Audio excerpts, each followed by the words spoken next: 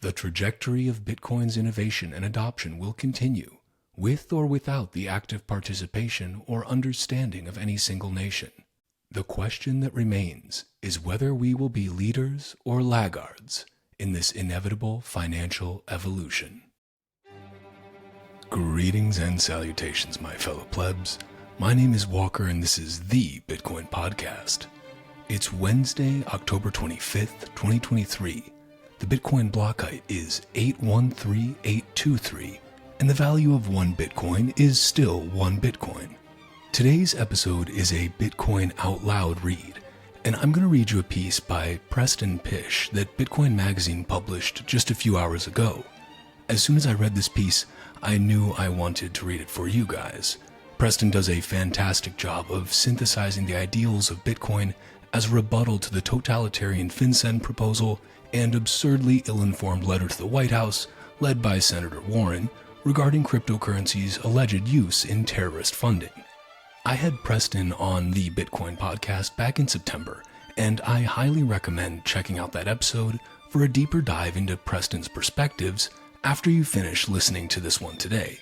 It's called Parasites versus Producers, and you can watch the Bitcoin Podcast by searching for @WalkerAmerica on Rumble, YouTube, or X, or listen on Fountain.fm, or wherever you get your podcasts, by simply searching for the Bitcoin Podcast.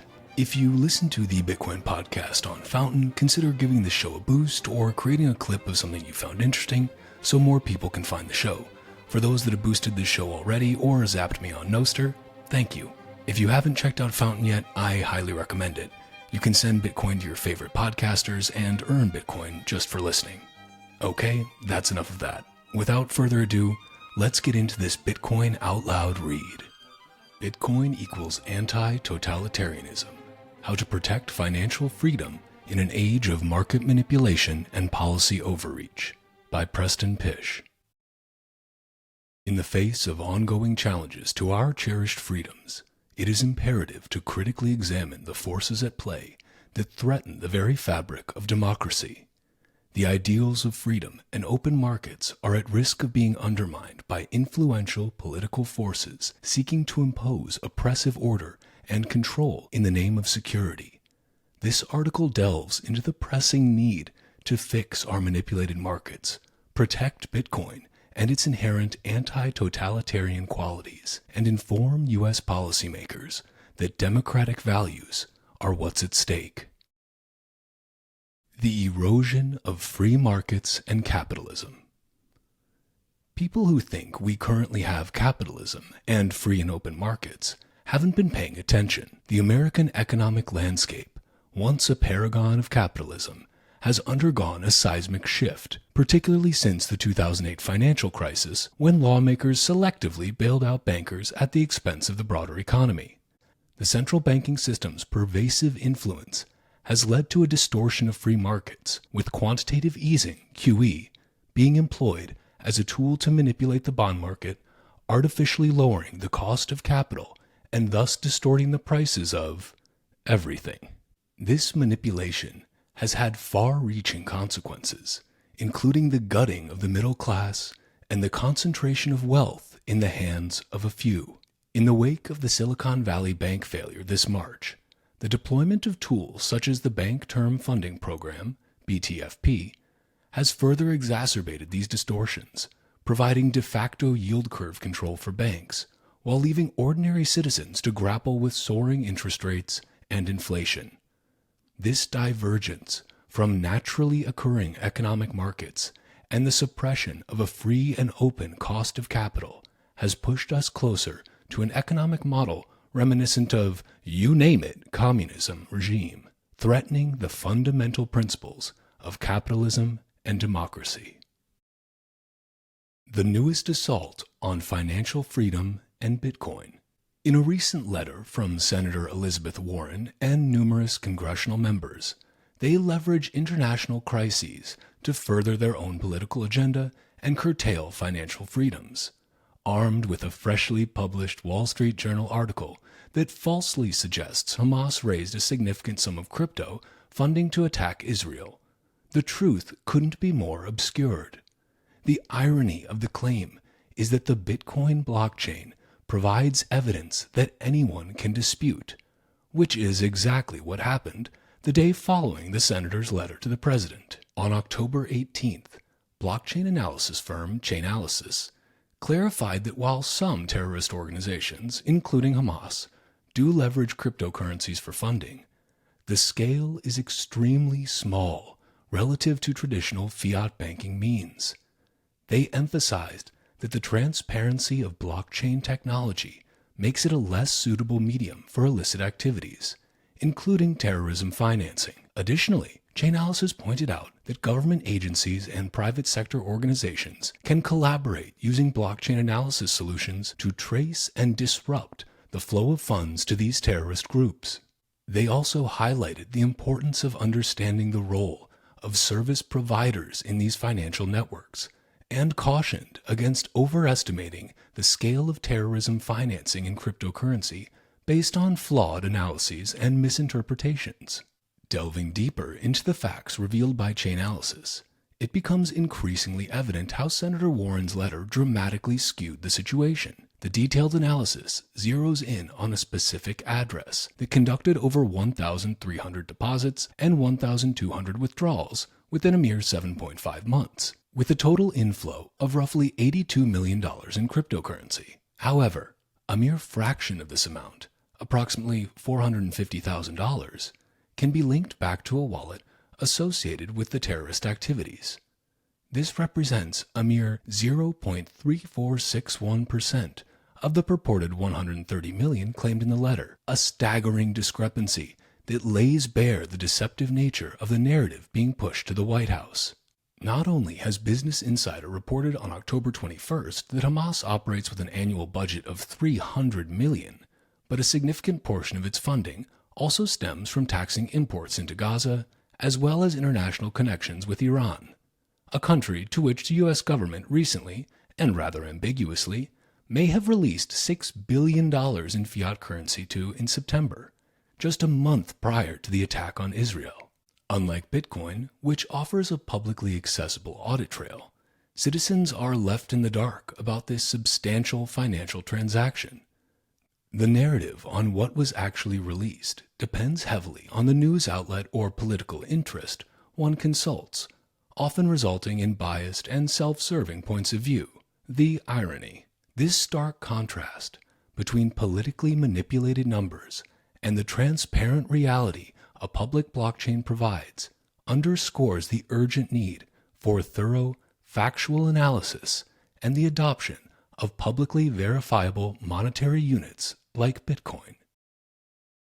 Why is this so concerning? Knee-jerk policy reactions based on false information and poor reporting can have devastating long-term impacts to the U.S.'s competitive economic position and, more importantly, the liberties and freedoms of the citizens.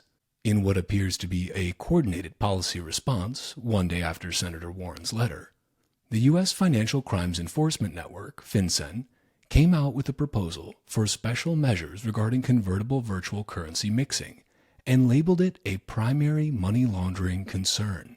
Based on all the information contained in the FinCEN proposal, it opens the door for expansive policy to infringe on the rights of individuals. For example, the increased surveillance and potential loss of privacy could subject individuals running Bitcoin full nodes to unprecedented scrutiny. They might find themselves burdened with regulatory requirements that are not only onerous, but also infringe upon their personal privacy and the privacy of users transacting through their nodes. The uncertainty and legal risks associated with running a full node under these proposed measures could discourage individuals from auditing their property, thus increasing their risk and reliance on bad actors. Bitcoin holders that ran their own node and took custody of their property in 2022 were not impacted by fraudulent centralized gatekeepers like Sam Bankman-Fried and third-party custodians that acted maliciously. Additionally, a policy attack on node operators creates less financial freedom for U.S. citizens and an incentive for business in this new sector of finance to move offshore. Developers might be discouraged from creating and implementing privacy-enhancing features, limiting the potential and the very essence of American citizens and builders within this country. What is the essence of a Bitcoin node, and why is it important? In the gold market, how would you know if someone gave you a pure bar of gold? Well, you can own an XRF, X-ray fluorescence, device that emits energy waves into the metal to determine the elemental composition based on the frequency of energy that comes back to the device. In short, a purity audit ensures that you have purchased actual gold. Why is this device so important? Because if you buy $1 million of gold, you want to make sure that it's the real stuff, right? In Bitcoin, that purity test is conducted by running a full node. The test can be outsourced to a third party, or it can be conducted by the individual. This point is vital. If a person is not allowed to run their own node and audit delivery, it would be the same as saying a person accepting the delivery of $1 billion in gold is banned from conducting their own personal audit. Since Bitcoin is a digital commodity, this right to audit delivery is essential to protect their liberties against foul play. Suggesting such a device be banned is a vote for autocratic control by government handlers at the expense of the individual's rights to protect themselves from thieves. While we are on this important subject, Bitcoin is the only blockchain that has a code base small enough to allow for everyday citizens to afford and operate their own node and provide independent audits on their property, ensuring its legitimacy and overall security. In short, Bitcoin is different. Bitcoin promotes individual freedoms, sovereignty, and liberties at the individual level, an idea consistent with our Declaration of Independence. Endowed by their creator with certain unalienable rights, that to secure these rights, governments are instituted among men, deriving their just powers from the consent of the governed. A call to action. So what do totalitarian governments embrace? They embrace control. Such a control is often established through small and incremental changes that mask a deeper trend and direction that citizens don't notice. This progression ultimately leads to absolute control. Now, what is the paramount lever to pull if a government was interested in absolute control? That's right, the money. Because money is the energy that fuels every action and desire of the individual citizen. Therefore, let me be very clear. You will not beat a totalitarian government by becoming more totalitarian. America was founded on the principle of individual rights and freedoms. Those freedoms, in turn, create the strongest economy and most powerful nation on the planet. It is those very freedoms that are at risk with knee-jerk policy decisions to remove your individual rights in the name of security. In the face of the unstoppable tide that is Bitcoin and decentralized finance, it is paramount that we, as a society, and particularly as citizens of the United States, recognize the critical crossroads we find ourselves. The trajectory of Bitcoin's innovation and adoption will continue, with or without the active participation or understanding of any single nation. The question that remains is whether we will be leaders or laggards in this inevitable financial evolution. Our cherished ideals of liberty and open markets are at stake. We must urgently commit ourselves to a deep and nuanced understanding of Bitcoin's potential to secure financial freedom in an increasingly digital future. By actively choosing to educate ourselves, our communities, and engaging in meaningful dialogue with our elected representatives, we are taking essential steps toward protecting our position as a global financial leader. This is not just about maintaining economic dominance. It is about safeguarding the very liberties and freedoms that define us. The false sense of security provided by manipulated markets and snap policy decisions has eroded the foundation of capitalism, a system that, in its true form, no longer exists. We must recognize this distortion, challenge it, and champion the cause of financial freedom through Bitcoin. Supporting organizations dedicated to digital rights and financial freedom becomes not just a choice, but a duty. By contributing our time, resources, and voices, we are making a stand against the forces that seek to centralize control and diminish our economic sovereignty.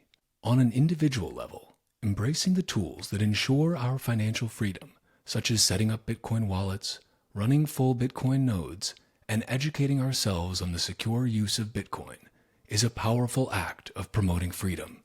We are fortifying the network, protecting our assets, and affirming our commitment to a future where financial freedom is accessible to all. The challenge is formidable, but the stakes are too high to remain passive. The United States has a choice: adapt and embrace the decentralized future of money, securing our liberties and financial leadership, or risk being left behind, tethered to the outdated systems and eroding freedoms. The power of informed, engaged, and proactive citizens is our greatest asset in this pivotal moment. Together, we can shape a future that upholds the principles of freedom, innovation, and financial sovereignty. Those who would give up essential liberty to purchase a little temporary safety deserve neither liberty nor safety. Benjamin Franklin. And that's a wrap on this Bitcoin Out Loud episode of the Bitcoin Podcast. If you are a Bitcoin-only company interested in sponsoring another fucking Bitcoin podcast, head to bitcoinpodcast.net or hit me up on social media. You can find me on Nostr by going to primal.net/Walker, and I'm at Walker America and at Titcoin Podcast on Twitter. You can also watch the video versions of the show on X or at youtube.com/@WalkerAmerica and @WalkerAmerica on Rumble. Bitcoin is scarce. There will only ever be 21 million, but Bitcoin podcasts are abundant. So thank you for spending your scarce time to listen to another fucking Bitcoin podcast. Until next time, stay free.